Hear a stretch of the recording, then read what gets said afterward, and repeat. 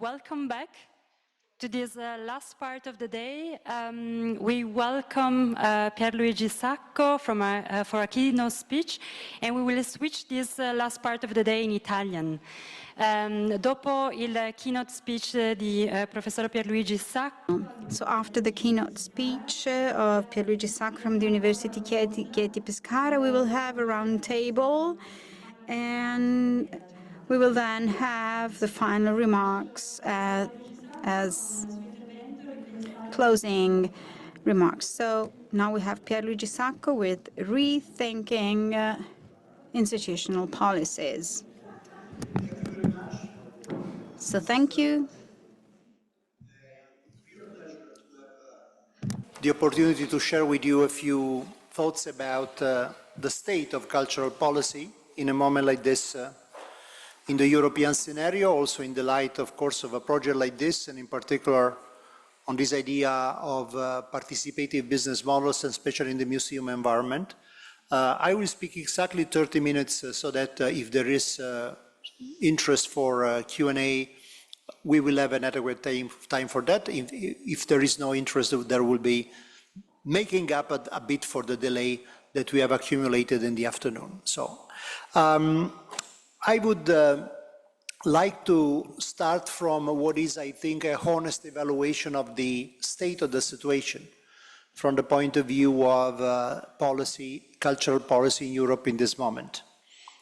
As some of you probably know, I've been for a while during the, not the last, but the next to last European Commission, I have been the special advisor to the European Commissioner for Culture. So some of the work that I did at the time between 2017 and 19 resonates deeply with what's happening today. And at some point, I will quickly comment on how that particular moment has evolved into the current situation. But it's more, I think, useful to start from what is the state of play in this moment. And I think it's safe to say that this is probably the worst moment for cultural policy in the last 3 decades. We are really in a dramatic situation.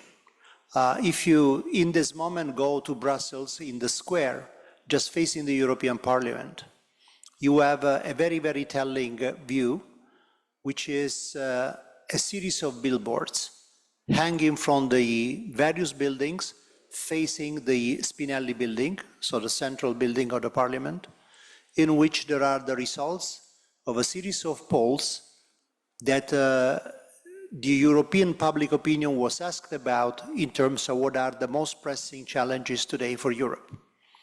They have to do with cost of living, they have to do with safety, they have to do with almost whatever but culture. Culture is literally not in the picture. And this has consequences, clearly. Some consequence of minor, I would say, relevance with respect to the general scale is the fact that we are seeing a refurbishment of European programs in which culture not necessarily receives less resources, but is less visible in terms of the architecture of the programs. But even more importantly, what I see today is a dramatic loss of the understanding of the role that culture can play in addressing this kind of challenges. So the problem is not just a problem of financing or not financing culture. There is a problem of mindsets, and I would say cognitive scaffolding as to what can be the role of culture in this specific new scenario that we are facing. So this is, I think, particularly worrying. This doesn't mean that today we don't have a significant space for action, because generally it's in the most concerning moments that you have space. Just an anecdote that, however, makes for, I think, the gist of what I'm trying to tell you about this. A few years ago, with some colleagues, we made a computational analysis of the Leonardo da Vinci Codex Atlanticus, because for the first time, a few years ago, there was the possibility of dating every specific page. So which year corresponded to which page and what was on the page. So that gave us an incredible opportunity to reconstruct not only the intellectual biography of Leonardo, but in some sense to relate all the various interests of Leonardo to the actual moments in his life. So when did he think about what?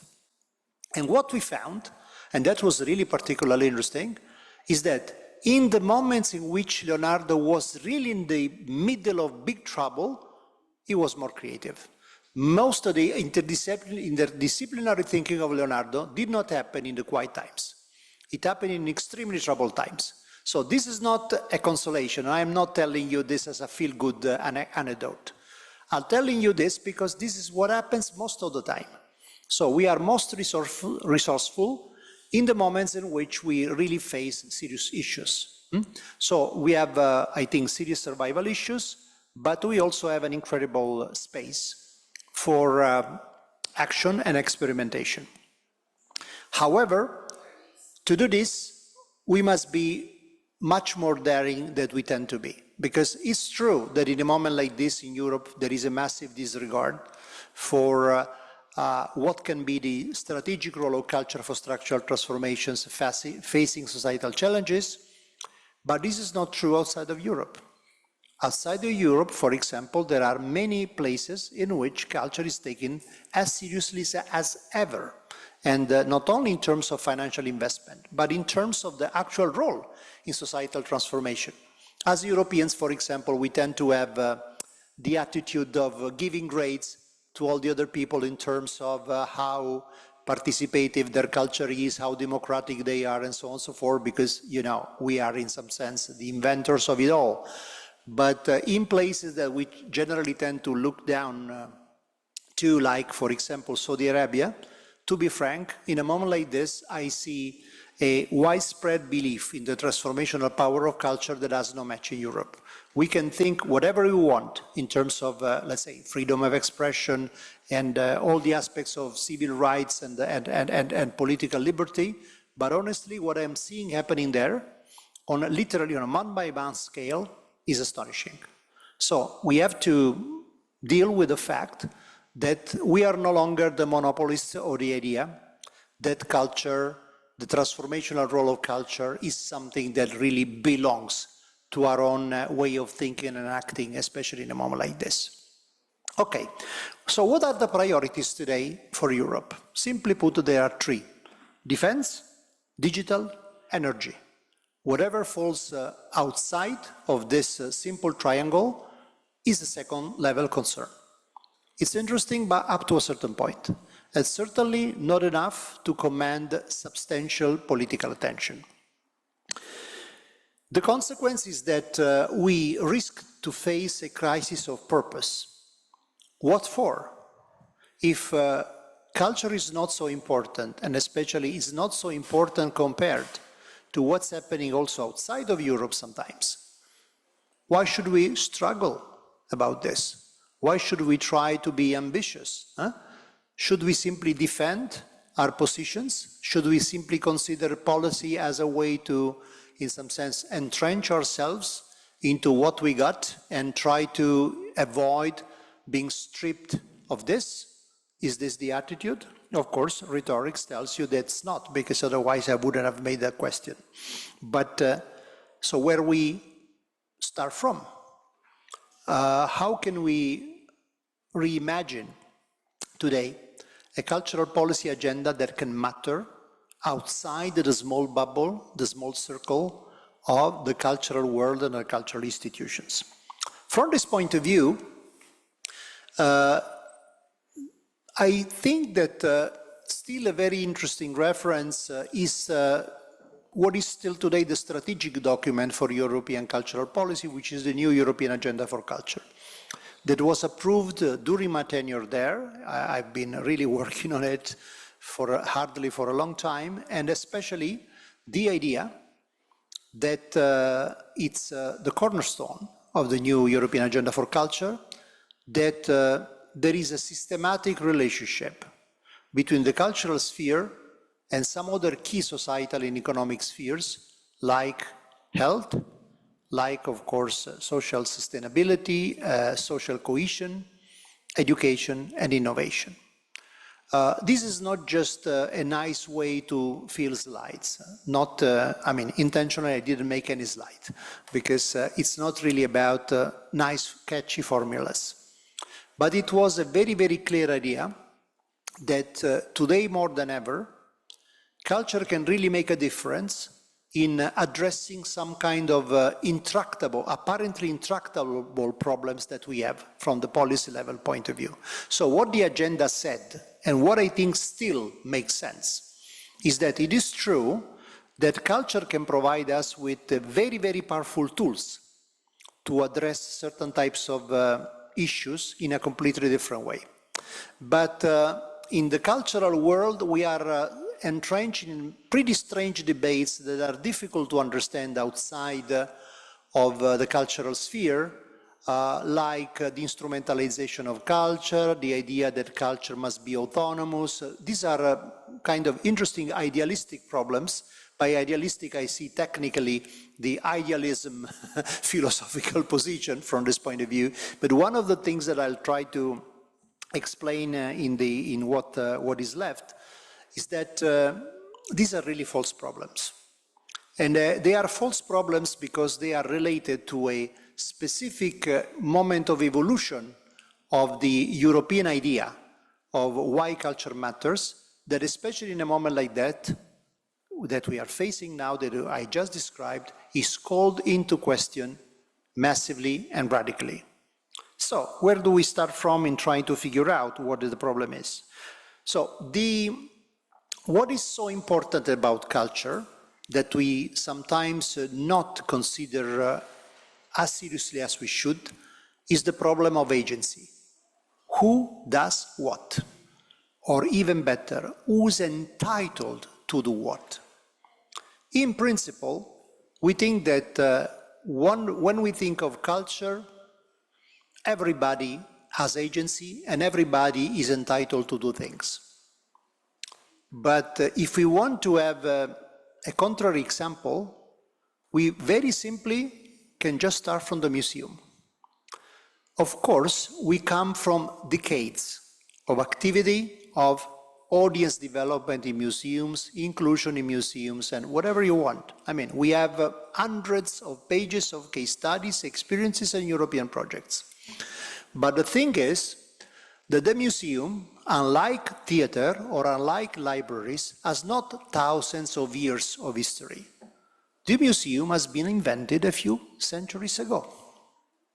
And it's not been invented in a random epoch.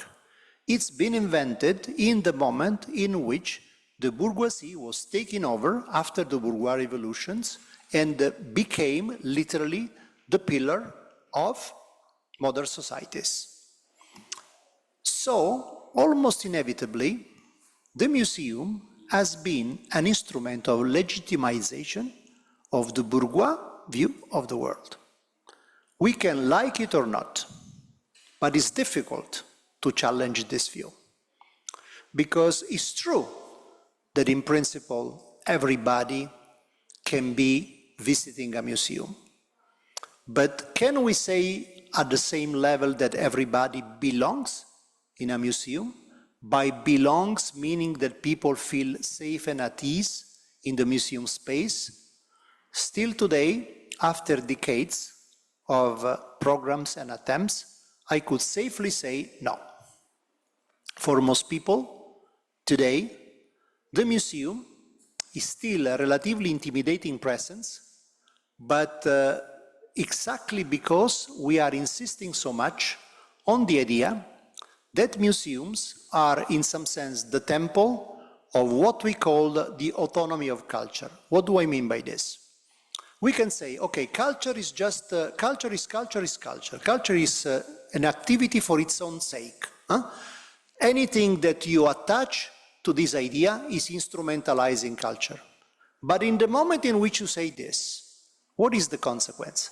That only the people who can belong to that sphere, that have the educational, social, and economic entitlement to understand this kind of discourse, can really feel at home there.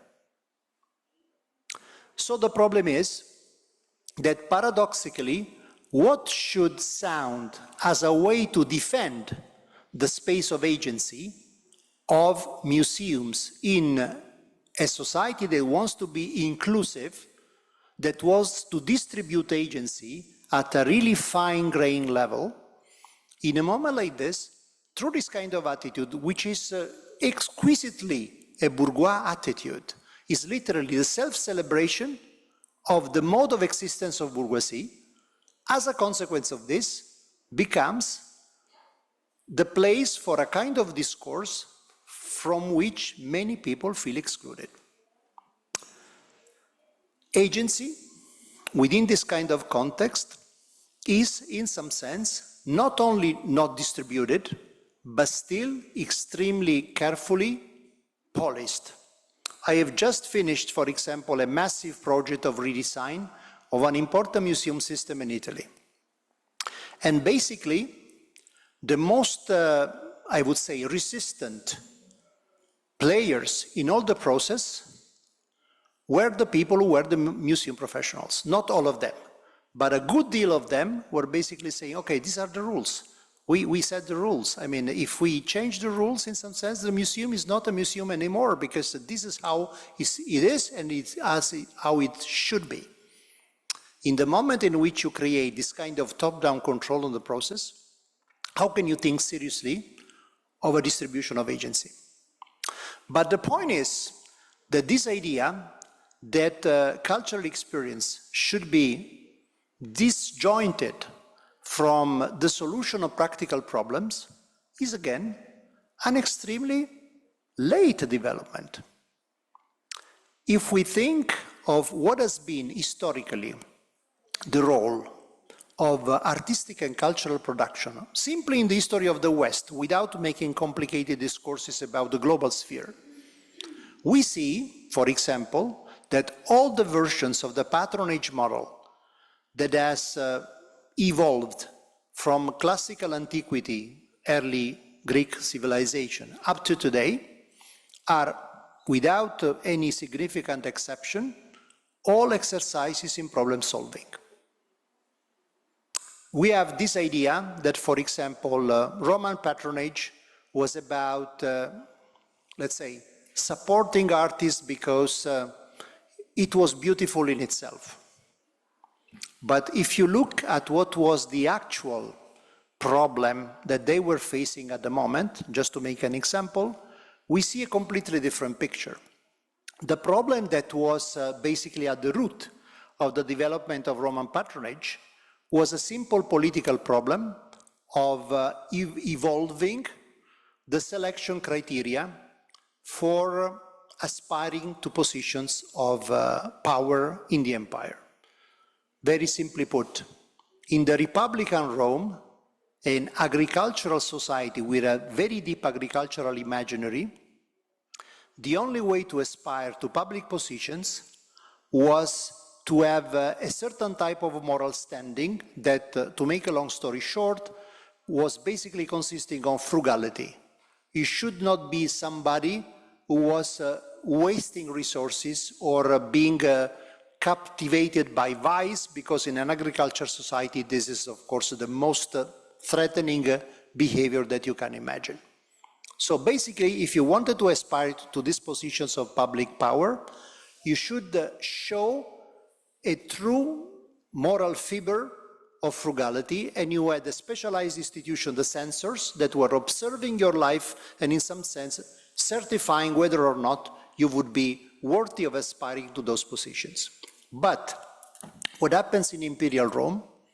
In Imperial Rome, everybody who can seriously aspire to a position of power has at least mansion, slaves, enormous estates, and so on and so forth. How can you speak of frugality in a context like this? It's impossible.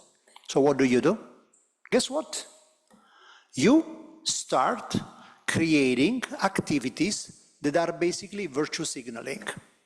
What is the main activity that fills this gap? Guess what? Artistic patronage. So artistic patronage becomes an extremely specific and I would say carefully engineered way to solve a very complex political problem. What about the Renaissance? The problem in the Renaissance was even more urgent and difficult. How can you transform some small city-states, or more or less, small polities anyway, that are completely unable to negotiate on a decent basis with the empire and the big political powers outside of Italy?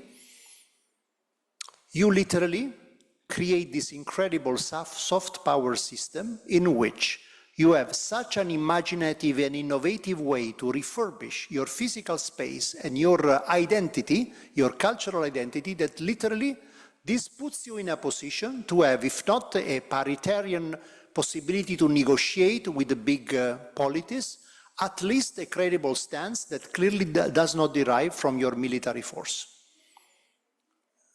I mean, what more practical than this? So, the problem is that this idea that culture should be autonomous from social concerns is basically, again, a product of the bourgeois revolution. Because in the bourgeois revolution, again, you are solving another kind of problem, and the problem is culture is something that is only accessible to those who are worthy of it. And those who are worthy of it are people who are well-educated, socially embedded, and of course, wealthy enough. And these three conditions basically make the portrait of bourgeoisie.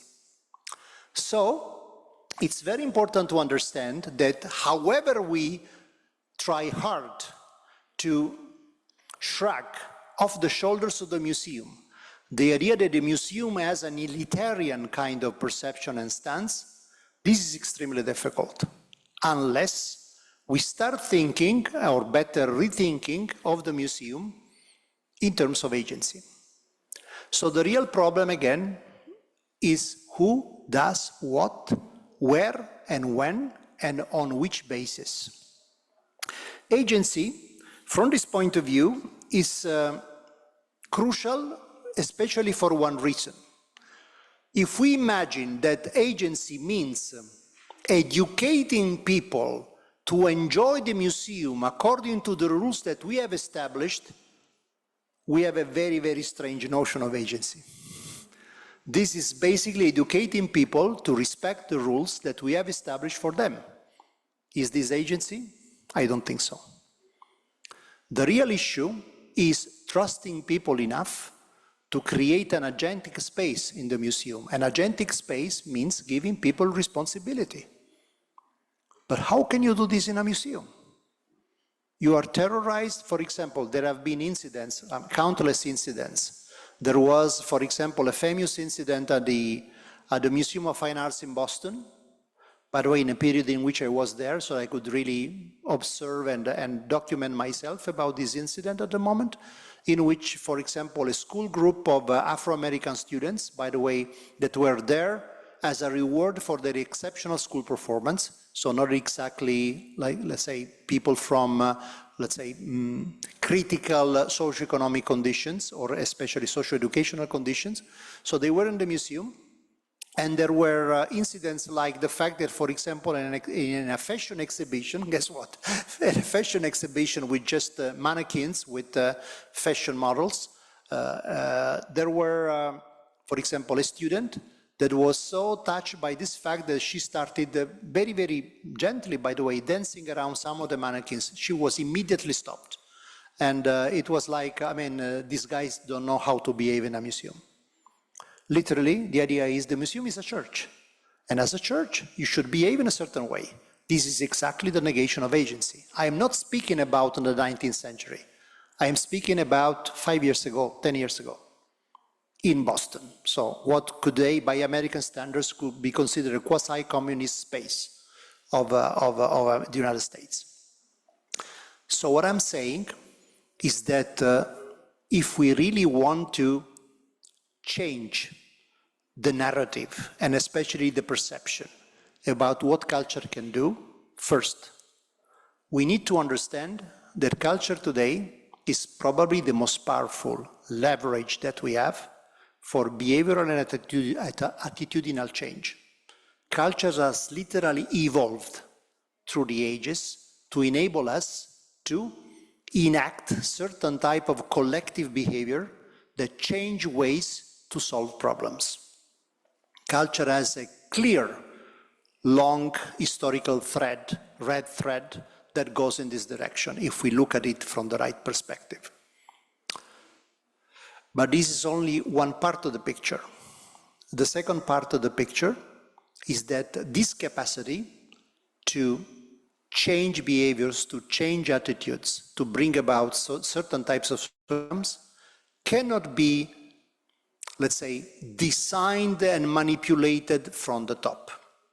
This is something that can only happen in a decentralized way. So when I say policy, I am not saying using culture to maneuver the perceptions of people to eat more healthily, or let's say to be more respectful of the rules of recycling.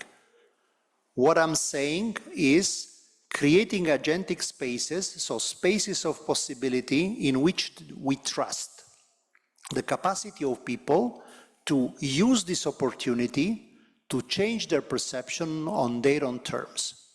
What is one of the most effective ways to do this? Guess what? It's playing. Play is something that we don't understand most of the time in the cultural sphere. We think of play as a sort of second-rate form of cultural participation, because play is related to lots of things that we don't like. It can become gambling, it can become addictive, let's say, attention towards smartphones, it can become stupid Pokemon games or whatever it is. And this judgmental attitude, most of the time, comes from people who don't understand play. Play is an extremely, I'm not saying that play is the unique example. I am simply making one specific example because it's one of the most misunderstood. But we could really have an incredible range of possibility once we start reflecting upon how we can give agency to people. The really interesting aspect of play is that once you explain the rules, everybody owns the rules at the same level. There is not somebody who knows the rules of play better than other people insofar as these rules are shared correctly. And this is the basis of play.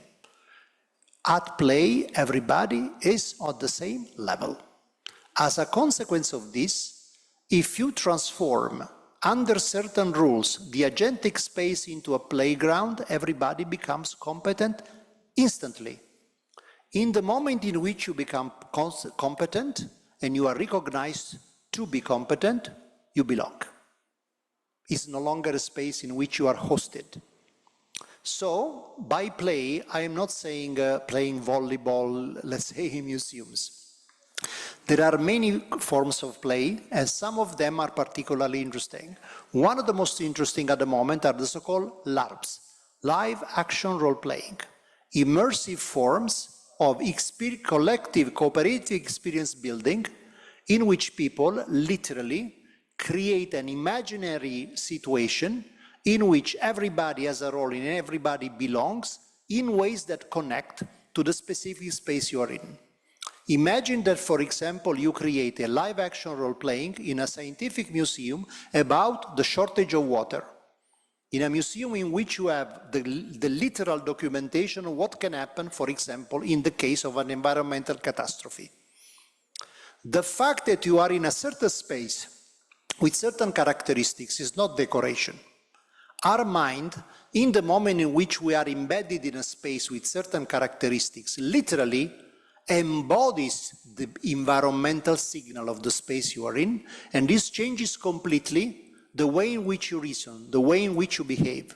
So play becomes an extremely effective way to literally spark certain forms of embodied simulations that can leave a trace in the imaginary of people, in the emotional background of people that can last for years.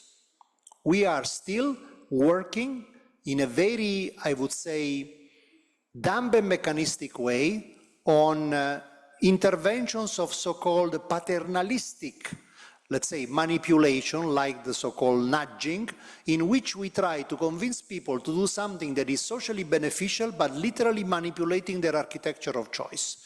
When we have literally a social and behavioral technology that we have, yes, we cannot call it a technology in a sense, that we have developed in millennia, that does exactly this in a fantastic way. By the way, in ways that tap into the sense of purpose of people.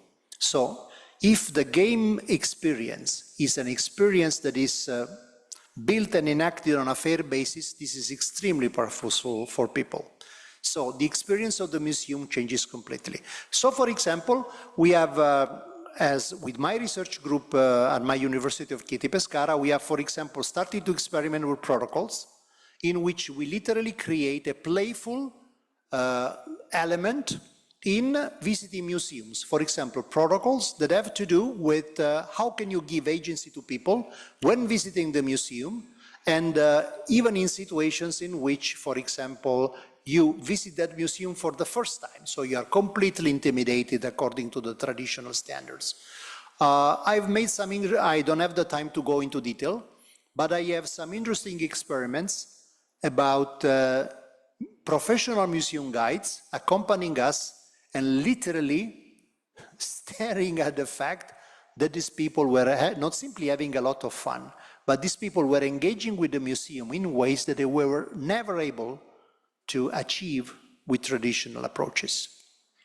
So, in a nutshell, because I have, my time is over and I need to go to conclusions. In a nutshell, the problem, as I see it, of irrelevance today, of culture in the European political agenda, largely depends on two factors. First, of all this reality that I am discussing, the European policy understands 100% to be optimistic. They simply don't see that it's there, and simply don't see any connection between the problems that they think are urgent and the possibility of culture to give a contribution to these problems. But second, and most dramatically, the same level of lack of awareness, not at the same extreme, is also in the cultural community.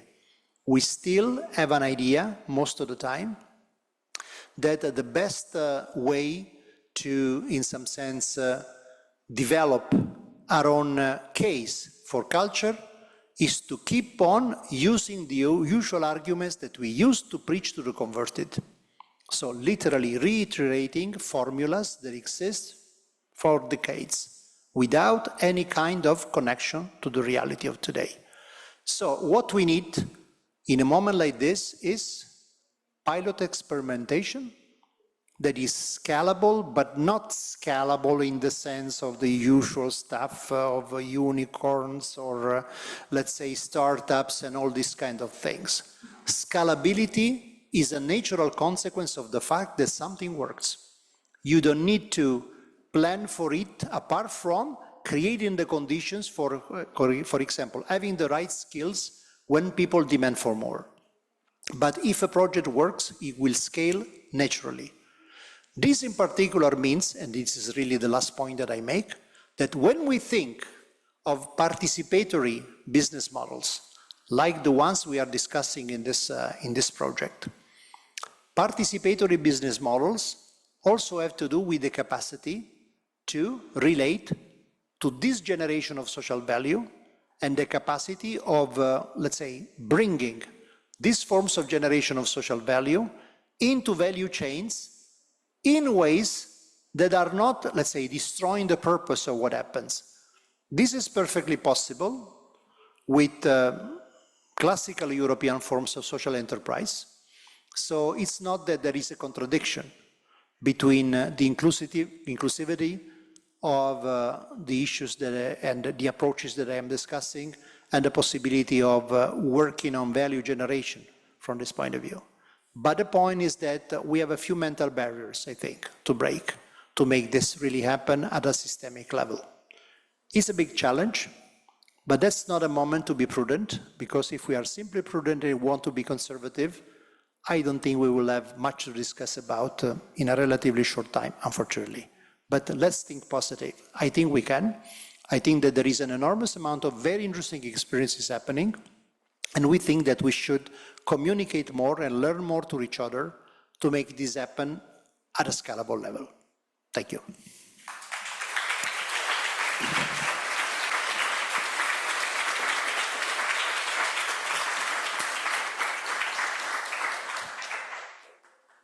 Thank you, Pier Luigi, for this also positive contribution. Very much appreciated. Any question from the audience?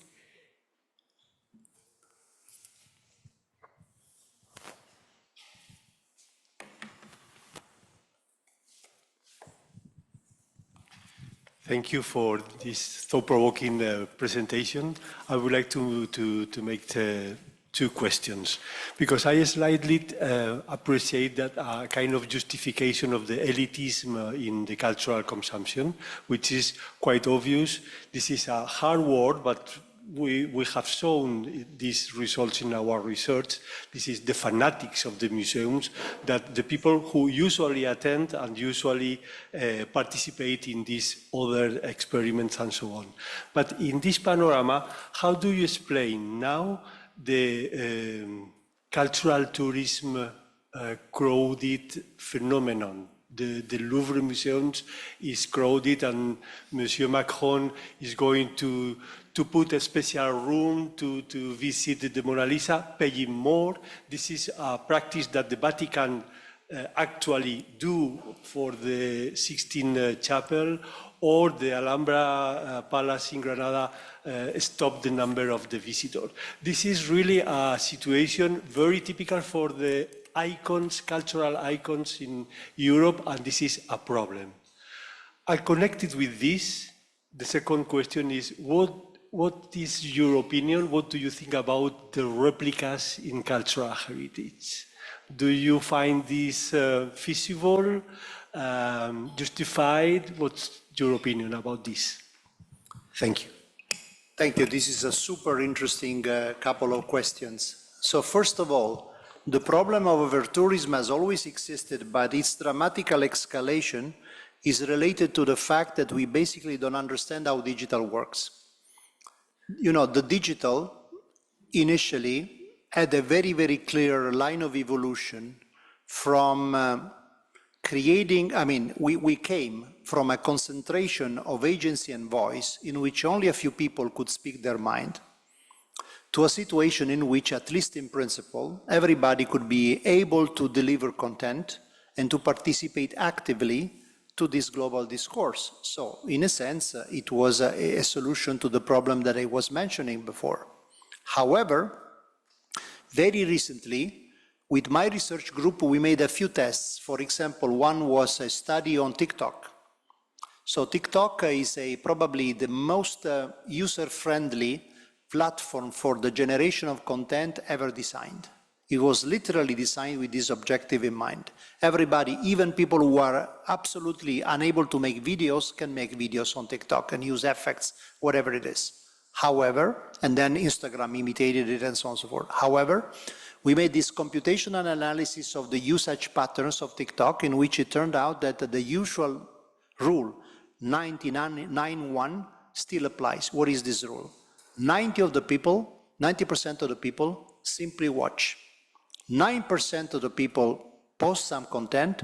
1% of the people are the super users that post most of the content. So what is this? This is television. This is not a digital platform.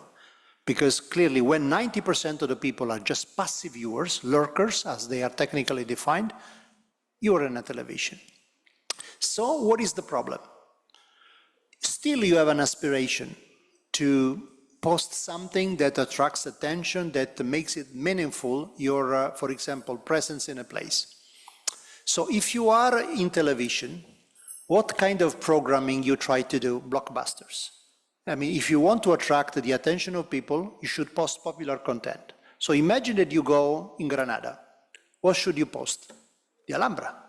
Because that's the only way to attract attention. That's the blockbuster. So the point is that we are creating a situation in which is the media ecosystem that we are misusing that is actually encouraging people to do this. because basically there is a very, very tough competition for very limited attention, which is completely standardized on the experience model of the television. But this is not the real affordance of the digital. The real affordance of the digital is really the possibility not only to explore less familiar things, but in principle, to use the digital as a form of collective intelligence. So imagine, for example, that which should be the natural thing with the digital, that when you are in Granada, you should be interested in all the other people who are in Granada and what kind of conversations and joint exploration and what kind of exchanges you can have with those people. But this is exactly what you are completely not thinking about, because the only thing you are obsessed about is documenting your presence there as if you were in a television channel.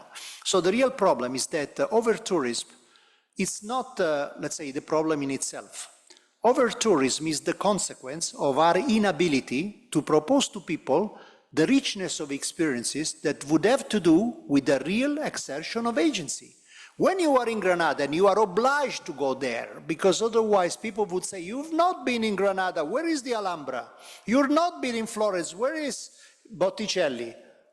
So what is your agency? You are no agency. You are literally obliged to follow a certain plot that is predetermined, because that's the only way to be legitimizing your attention.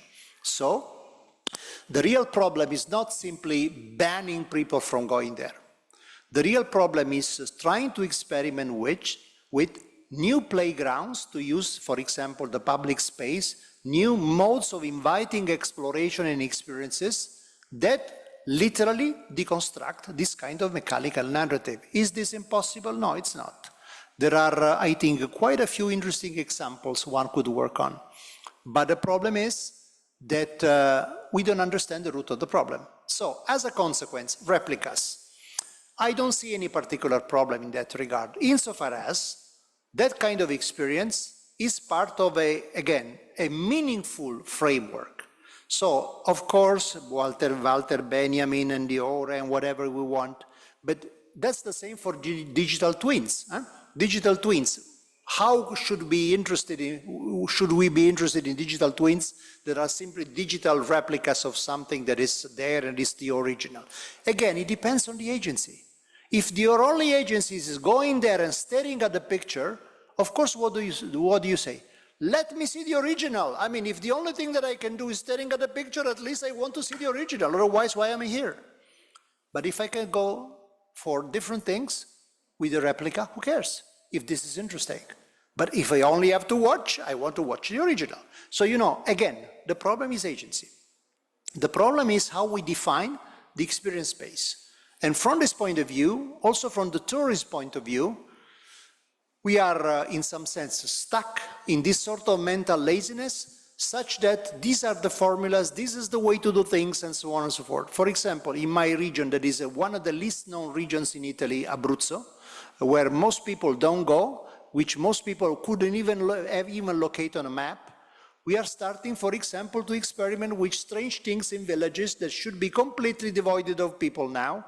And we are repopulating by working with culture as agency exactly in the way that I am discussing. I am not saying that these are the only experiences. There are dozens of interesting experiences around the world. But again, let's change the perspective. Let's change the narrative. We don't have to be fooled by the false problem. The false problem is not over-tourism. The false problem is the poverty of the experiential menu that we propose to these people. And that's simply the consequence. If this is the menu, inevitably that will be the behavior. This is at least my very, very personal take on it.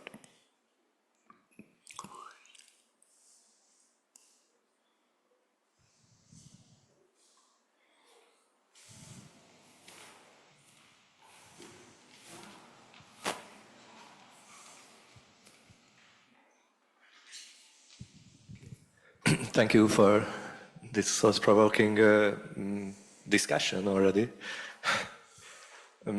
You totally are speaking from my heart, I would say, really. I am not a museum staff member. I work with a community space in Budapest, and there is a particular topic you touched I would like to reflect on, is playing. I just had an idea to roll it further, if I can tell it like this, because you mentioned examples like it would make sense to reflect on the way museums work or operate and how people behave there, or how people try to be part of the rules of a museum, and how museums could change the rules maybe, and to see how these rules can be can open or liberate more people in the museum.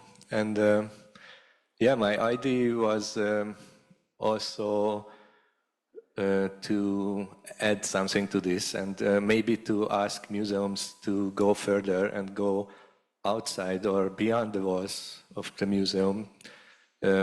What we try to do in Budapest, in the district where I am active, is to become part of ordinary situations and ordinary life of people around. And it's very difficult, I can say. It's a process we are still in, and we experiment a lot. But what I experienced so far was that if we try to approach people like this, if we try to become part of their life, like they go to the supermarket, for instance, or they need to go to pick up children from school or kindergarten, or they finish job and go home and try to communicate with the family and so on and so forth, different situations, and to try to find out how a museum or how my organization or institution can connect to these situations with playing games. Because I also experienced that when we start to play together, and I don't mean, chess or basketball or traditional games, but if we do ordinary things like we play, and we somehow put play part of the ordinary activities, then this liberation happens, and people start to be more creative and cooperative. And I think this is also a very important point, that these times we need to be cooperative, we need to connect to each other, and play is the most easiest way to connect to each other, also because what you mentioned, that we have the common rules and everybody is equal, more or less, in these rules. So I would really encourage everybody to try this out and not stopping it, because the first experiences are in many cases negative. We are not so successful. We need to try it again and believe that it makes sense. Thank you. It's a very, very interesting comment, and very quickly, a few thoughts that I think connect well to what I omitted to say. When museums have been invented, basically the problem was that most of the people have very little chances to travel and very little chances to access, for example, artworks and other kinds of material documents and more generally information. Today we live in a completely different world in which we certainly don't need the museum to access most of the information. At the same time, however, we still think that in some sense the proper way to make people in some sense aware of the potential of the museum is to basically to transmit them a certain level of information so that they can enjoy the visit. But what we don't understand is that exactly because now people don't need a museum to have this kind of gateway towards information, when people arrive at the museum, rather than being informed, they want something that they cannot find in other kind of context. And one of the most important things that they cannot find is another level of connection to other people. We relate to people, we interact with people most of the time, but the really precious experience that we need is to share with other people certain types of moments that are extremely highly significant for us, and in which the artistic experience, the aesthetic experience plays a crucial role. I make a very simple example. For example, we work a lot with medical personnel that is at risk of burnout. Especially after the pandemic, as you can imagine, there has been an enormous level of pressure on medical personnel, both nurses and physicians. And they are constantly, in many cases, on the brink of mental and physical collapse. This reality is creating, unfortunately, a migration from certain levels of specialty that are increasingly difficult to find. What we proposed to them was an immersive experience in a museum space in Italy, in which we literally designed the experience as an experience of connection related to a particular exhibition that was in the museum. So the exhibition was a crucial element of the experience. But this crucial element of the experience was mediated by the physical engagement with the museum space, that in that specific case consisted in, first, a moment in which these people sat back to other people, accessing the first level of the experience, and second, creating a moment in which they could connect their own experience as professionals with the aesthetic world that we were offering to them in that particular kind of experience, without prescribing any specific relationship with that kind of experience. The result was astonishing because practically all of the people told us this has been the first moment in years, possibly, in which I really could look at my situation, taking a step back and seeing things with clarity. This will have an enormous impact on my mental health and certainly make me take a resolve on my future choices that is very different now that I can see things from a certain distance. And this has only been possible because of the power of this aesthetic experience. As a consequence of this, I want to know more about this. So it's not that I have to check whether people have the right of information when they arrive in front of the picture or whatever it is. Create a motivating situation with agency in which people can really appreciate the transformational power of this aesthetic experience. And it will be they who at that point who are looking for the information to really make sense. Because now they are motivated to search for it. There's no need to educate people to do this kind of stuff. And again, what has been the consequence? That there is now a request, for example, from certain categories to establish permanent programs of work in a museum. Is this instrumentalizing museum experience or destroying the authenticity of the museum experience? I would say not. So there is a lot of difficulty in creating this kind of connections, but we should trust more the power of and the strength of aesthetic experiences when we create the right context for people to enjoy them. We should trust more people, because it's not because we are educating them to access to these experiences that they become attractive. I mean, we have a neurobiological programming of millennia that resonates with aesthetic stimuli. We don't need necessarily somebody who indoctrinates you to do this. I'm not saying that expert knowledge is not important. It's extremely important, but should be less prescriptive and more facilitating. That's the issue. At that point, paradoxically, if you really show people what can be done, it's then, I mean, it's not a matter of attracting people, making marketing campaign. It's word of mouth. I mean, they start coming. They start asking things because they have been basically listening from others what they did and how interesting it was, and they want to do it themselves. So I'm not saying that this is easy, but really, let's flip the script. Let's change the perspective. So let's start from the experience. And paradoxically, in the end, all the traditional boxes that should be ticked for a good museum experience will be ticked, but not in the order that we think, most likely in the reverse order. And that's, I think, an interesting point of reflection in this regard.